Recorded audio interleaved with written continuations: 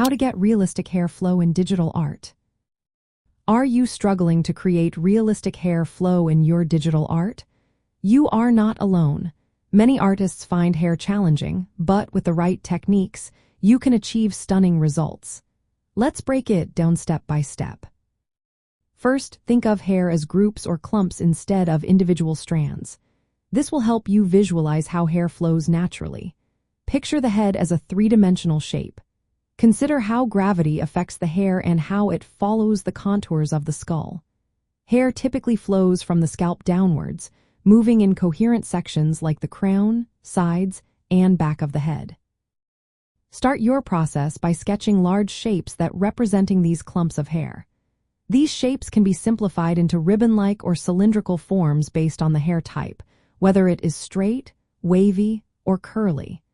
This method establishes volume and direction before you add finer details. Once you have your basic shapes, it is time to add base colors. Block in light and shadow to create a sense of volume. Remember, hair is translucent and reflective. Avoid flat shading. Instead, use soft brushes and blend gradually to mimic how light interacts with hair. Make sure to position your light source clearly and use value contrasts to enhance the three-dimensional effect. After establishing the overall shape and volume, refine the hair by drawing individual strands or smaller groups in key areas. Focus on where the light hits or where the hair bends. Use pressure-sensitive brushes with sharp tips to vary the thickness of your lines.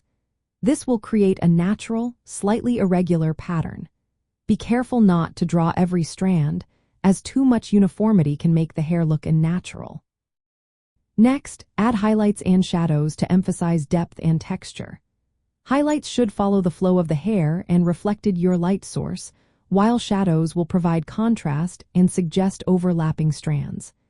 Adding some flyaway hairs with loose, continuous strokes can bring realism and movement to your artwork. Using multiple layers in your digital software is essential. This allows for smooth blending and easy adjustments. Textured brushes can help simulate the fine details of hair, especially for curly or wavy types.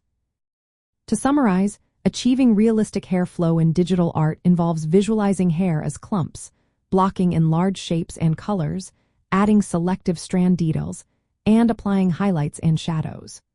Using continuous strokes for flyaway hairs and multiple layers for blending will help you create lifelike hair in your illustrations. With practice, you will see your hair rendering skills improve significantly.